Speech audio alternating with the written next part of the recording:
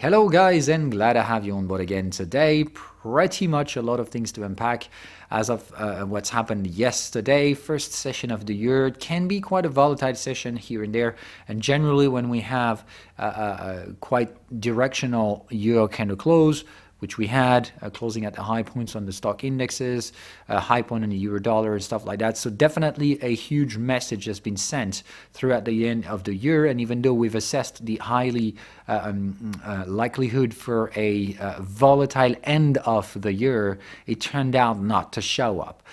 So this non-volatile end of the year sent a message somehow. And that's the aftermath of those messages that we're going to have to deal with on the early stages of 2021. And that is something I'm going to go into much more details into the year review. Therefore, I'm going to record this thing. Obviously, I'm going to try doing it today, but that's certainly not something I can guarantee. So I'll try releasing that thing today if I can handle recording both French and English versions properly. And remember that I do these things in one shot, no edition, no whatever the fuck that is. So it's just if I'm not satisfied enough with the content, I might have to record it multiple times, which will obviously delay the release and stuff like that. But anyway, okay, let's get back to work. Intraday perspectives more than that. Not the longer term shit. So the thing in here is to assess that the sentiment is real low. We're absolutely neutral, and it's not just the first day. As you can see, we're pretty neutral for several days right now, oscillating across the 50 area, when in the same time our beautiful stock market is just going straight line into a really teeny channel. So I'm still wondering which one is going wrong. Is the market some kind in a levitated state when we'll actually get to fall off some grounds? Fall back to grounds violently, just like the sentiment did at the end of the year? Or is this just the problem in which we have a divergence coming from asset prices and the risk perception, which means at some point some asset managers might have to get back into the market, fueling some more upside, of course. So we'll see all about that. Of course, what matters to me is not just the smart money sentiment, which is of course imperfect in there, but this is the closest thing we can get from a smart money sentiment using the CNN fear and greed. But like we said, more importantly, out of the number itself, what matters is just like in trading. I don't give a shit about the 50 level. What I care about is how it behaved in the past. What I like to study with the fear and greed is generally this: the shape and the context. Does it fit what the market does in the same time? Does it make new higher highs just like the market does, or does it or doesn't it? So it's really all about that. And the structure I see in here, even though we cannot trade that as an asset, okay, it's more like I feel like the sentiment is heavily diverging from prices, creating some kind of this. Something like the sentiment is going to be extremely volatile within the next few weeks, but I don't nearly think prices will be as much. So I think that the Trump era has been basically characterized by two extreme levels of fear and greed. The worst case scenarios going from the tipping top of 2020 down to the fearing bottom of the coronavirus crisis. But I doubt we'll get such a thing with the next presidency. I think more than that, we've been used to extreme levels of fear and greed and oscillating in between the two for very long swings. I think that what we're going to experience next year is pretty much different than that. We're going to get to look for extreme sentiment in which prices fairly much more won't do that.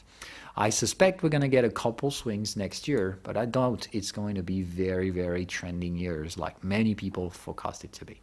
Anyway, save it for later. What I like in the opposite end is the sentiment of retail traders, because I think that's what this is all about for the next few days and weeks. The time frames we care about into those updates. So I would say this one is pretty neutral, could as well rebound as just keep falling, and therefore this is why I don't think this one will give us the information we need, but these ones is doing something. This one is definitely breaking out of this triangle.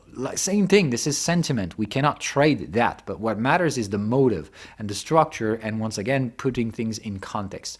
We're breaking resistances. We're still below 50, which means the net exposition is still bearish. But as you can see, in a single day, retail traders have gone from 35% of net buyers to 45% in a single day. So it really is like we just barely even started something. We haven't even broken a single support. It's just really like a bare out of nowhere volatility. And just because of this, retail traders are just fighting against it. That's just exactly what I was forecasting. Whatever the fuck's going to happen, they're going to do it the opposite way. And this is going to fuel the market to keep pushing that direction. So that's the reason why, until further notice, I'm not getting extremely bearish in Wall Street, because yesterday as a single session is clearly not enough.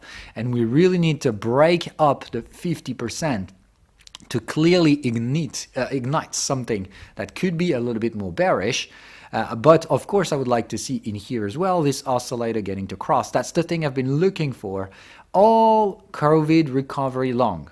So it might eventually turn out to be true or not true once again. So don't get me wrong, these lines getting closer to each other doesn't mean they're crossed yet. So I'm looking for it because I definitely see the structure that we're breaking, just like a typical technical triangle, which leads me to believe that as long as the market keeps pushing down, the stupid retail traders will just keep pushing up on their X position, which is just as stupid as it can be. Okay? The technical clusters now is, are we going to manage breaking the 50% level, going net bullish in a market that still goes down, and are we going to manage to cross over this oscillator? So that's something to bear in mind, not something to necessarily anticipate. Because when we have a look at prices themselves, if you have a look at the S&P 500, first of all, for a heavily bearish out of the end of the world type of sessions, first of all, we're not closing at the lows. Yes, this is still a bearish engulfing, but that's the first fucking session of a year that terminated and closed the 31st of December at the motherfucking historical highs. So this is a atypical type of session. More than anything else, squeezing. So even though we've had an overbought and taking profit clusters at once, obviously the cyclical behavior is totally favorable for an end of cycle in here and therefore a reversal, but we're squeezing the motherfucking prices. And let me be real clear, looking at the trend channel, we're pretty much sooner rather than later going to get to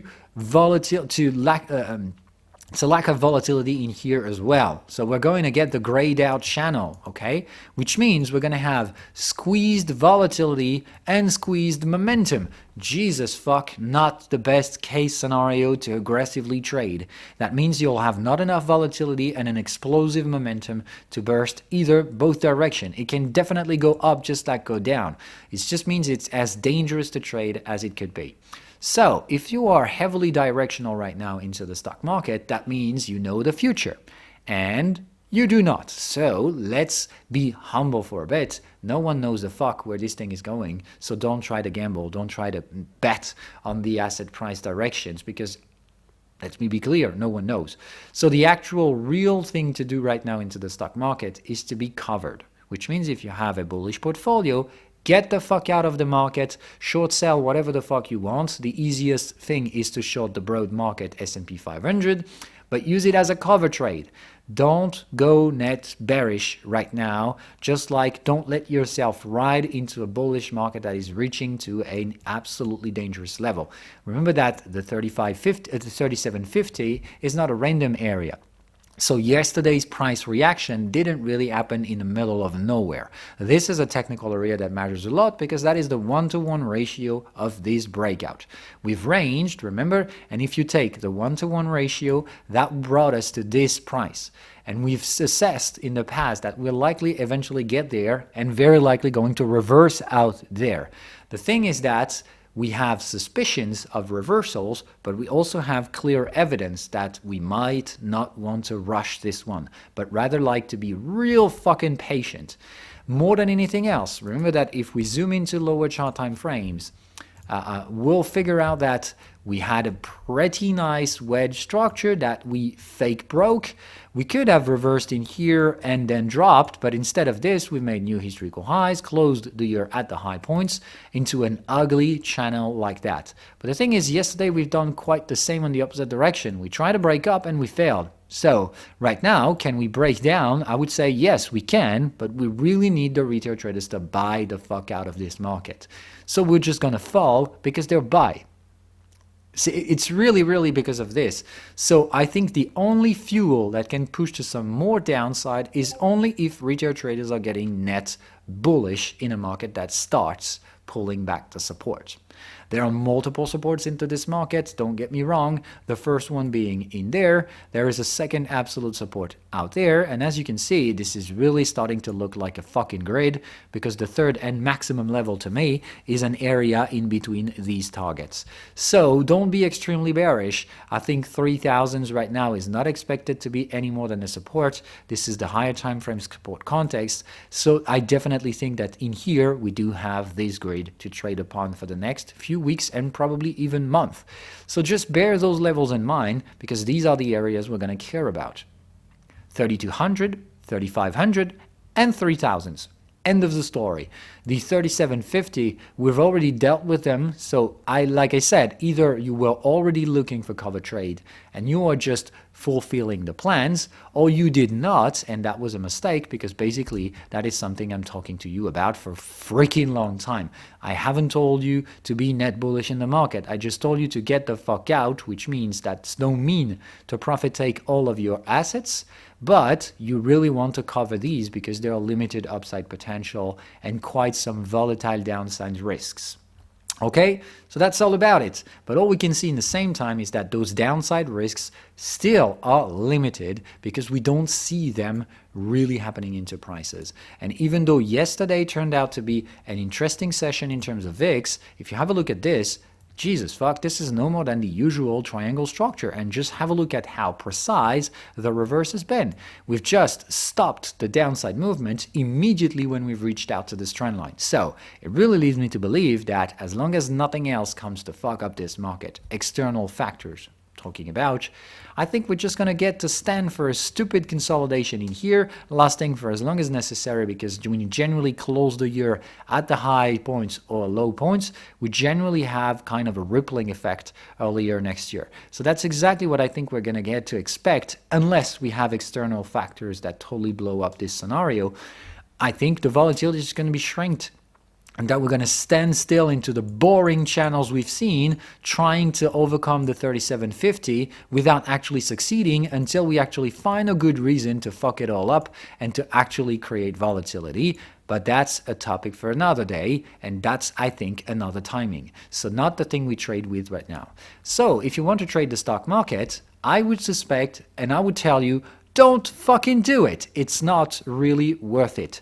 The volatility can be dangerous, because as we've looked at it, we might have found a tipping top for volatility, which means if you're going bearish right now, it's probably not an appropriate time.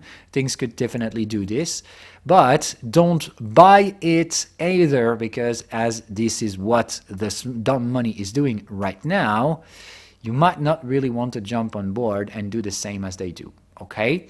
It's something to be confirmed today, but only if the retail traders get to be net bullish within the next 48 hours, and if the VIX manages its way back up to this resistance. In that perspective, you can forecast that the likelihood for a double bottom structure to reach out back again to the levels of 40 are going to be probable. But until then, the next level for volatility is going to be 40. That's going to be the next target if we manage to break above the 30 level, and it's not going to be an easy task unless the retail traders gets to fight against it. Okay? That's the topic for today. Now, if we go elsewhere, and specifically crypto market, because I'm not going to talk about forex, there's plenty of stuff to talk about out here as well. So, if we look at our big boy Bitcoin, still look like a pretty damn consolidation, and I know a lot of people are getting bearish with this, but I just can't see the bearishness. I'm sorry to say it, but the only thing I see so far is a couple sets of waves to the downside that barely even retrace 23%, and that just leads me to believe that's just a freaking trend following opportunity yet again. And is this the type of consolidation I'm looking for to get? Well, maybe I do, because we do have end of a cycle, we do have a cycle cluster right on the bottom. Jesus fuck, these are the things I'm looking for in order to buy. So yeah, I'm asking myself whether or not I'm going to use leverage trades into the Bitcoin again. It feels pretty little bit too early right now. So I'm not going to do it, but I'm definitely ready if the market breaks the third range boundary. So if we go back to 3,400, I'm definitely back in the game. Until then, I think the markets might need a little bit more extended range consolidation. Okay, so I'm getting cautious just because of questionable timings, but let me be clear, we do have the consolidative waves, we do have the levels of retracement for a trend follow. I do have everything I need to get back into this market with leverage positions and to get to the next resistance, but yeah, it feels like we need to range a little bit longer than that, just because the previous ranges have been lasting that long. I just feel like this one has to be a little bit longer, like lasting a couple or at least 5 to 6 more days, has to be seen and visible into the weekly chart. So I think there's no reason to rush. There's no reason to panic, and there's no reason to be excessively euphoric. Like I said, I think a boring market could set itself within the next few weeks and then probably going to reactivate bullish later on. Okay, so I still keep a positive bias. I'm not getting irrationally bearish right now, but I'm not buying too quick. I think the market needs extended ranging structures. Same thing goes to me for Ethereum. I'm still having 10% profit taking to make, and if you have a look at this, man, that just doesn't fit the everyone's rushing to the exit door. It mostly fits like, oh, the market is going parabolic. We do have unfolded support and context boxes. So I really feel like I should let myself ride into this thing. So I'm actually questioning the reality of entering back into Ethereum, my previous profit taking. And I'm actively really thinking about it right now. I'm going to need some signals, and to be really honest with you guys, I think they might be coming today, because like we said, the problem is I think Bitcoin is going to be neutral for weeks, but that doesn't mean these guys will be. These guys have plenty of area to work around on higher prices, not to mention Cardano that has broken and can definitely go higher than 0.24. We've got Stellar Lumens that had quite a little bit of momentum yesterday and could push through if the momentum's still there. Of course, there's still a huge question mark on this guy. Please don't trade it. And the other guys, I don't really care. And there are some interesting side assets that I don't trade yet, like the Polkadot. Has a serious momentum. So there is really something going on right now. There is a bit of attention on the altcoins. That certainly doesn't mean we are into an alt season anytime soon, but pay attention to this. The huge weekly signal that has been sent on ETH/BTC means that a neutral Bitcoin can definitely turn out to be a bullish Ethereum. And that's exactly what I see. I mean, this type of range on Ethereum, the fact that Ethereum yesterday retraced barely 90% of the first bearish impulse, and the fact that it definitely looks like a boring triangle really leads me to believe that we're going to break that shit to the upside, and Bitcoin's probably not going to follow through. So there's plenty of room on ETH/BTC. And like I said, I don't see that much potential in there, but there are quite some potentials elsewhere. At least this is where I think money can still be made. It's never without risk taking, so don't be dumb, okay? Don't use leverage position into Ethereum unless you're short-term trading. But despite that, remember that Ethereum, no matter how bullish it might look like right now, it is, but it's still not trading historical highs. So a trend will only emerge when we break this, okay? Remember that a trend is defined by the Dow theory, making higher high points and higher low points. At that point, we might have just another boring triangle, okay? So don't be dumb. That's the reason why I secured my gains on Ethereum, and that is quite a gain. But it is still not the end of this story. It's just that if Ethereum had to range in here, lock on some strength before breaking to new historical highs, I wouldn't be surprised. I'm also not going to be surprised if the market just wants to go there first, kind of in a rush, just like Bitcoin did. Remember that I was pretty damn surprised with the actual momentum it took for Bitcoin to get to historical highs.